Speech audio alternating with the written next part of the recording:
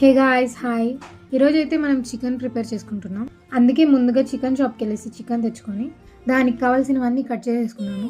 తర్వాత చికెన్ కూడా వాష్ చేసేసుకున్నాను. ముందుగా ఆయిల్ వేసేసుకొని దానికి కావాల్సిన మసాలాలను వేసుకొని తర్వాత ఆనియన్స్ వేసుకొని ఆనియన్స్ని బాగా మిక్స్ చేసుకోవాలి. తర్వాత టమాటోస్ అనేది వేసుకోవాలి. రెండు బాగా మిక్స్ చేసుకోవాలి. ఇదంతా మంచిగా ఉడికిన తర్వాత కొంచెం పసుపు, 2 స్పూన్స్ ఆఫ్ కారం, దాన్ని మిక్స్ చేసుకోవాలి మొత్తం.